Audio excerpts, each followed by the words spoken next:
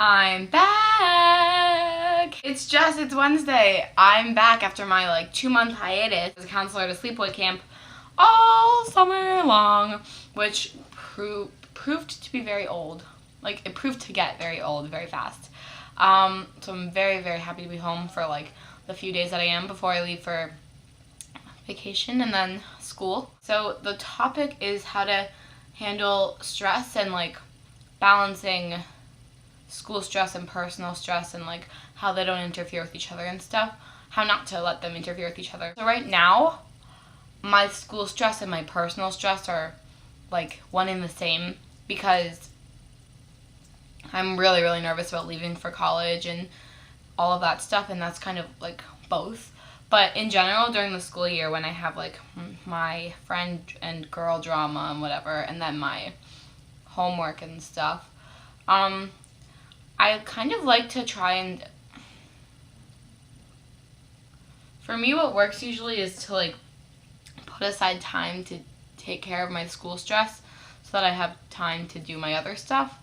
I'm kind of weird. I like to, for me, getting away from school stress and dealing with, a good way for me to get away from school stress is to deal with my personal stress, and a good way to get away from my personal stress is to deal with school stress.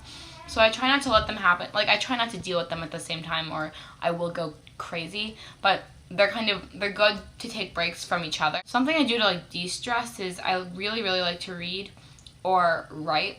I've really recently gotten really into writing. I sometimes like to go on walks if it's nice out or something.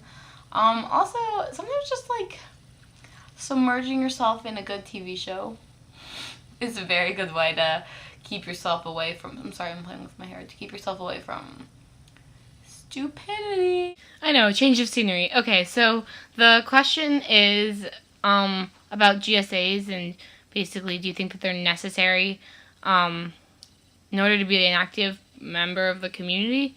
I think that's kind of what Shane was trying to ask. So I think that GSAs are very important for people who are trying to figure out who they are and get comfortable with themselves. But they're not as important for people who've already kind of figured it out. When I was first coming out, I didn't go to GSAs really at all because I was so embarrassed. I was so embarrassed, and I was so afraid that somebody would see me walking into the classroom. I was afraid that people would see me walking into the classroom and that would out myself, so it was kind of counterproductive for me. But I think had I done that, it would have been a lot easier for me to accept myself, because I genuinely think that the only way for people who are trying to come to terms with their sexuality or gender identity, to become comfortable with themselves, is for them to be around people who are living out and openly and happily. And a GSA would have done it for me, but it didn't. I definitely support, I definitely think that everybody should go to a GSA if they get the opportunity.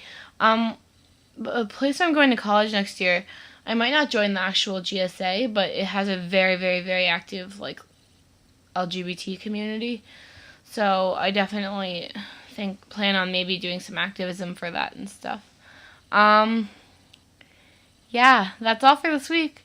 I am really glad to be back finally. Sorry about the change in scenery halfway through. It's 3 hours later. And I will see you all next Wednesday. Bye.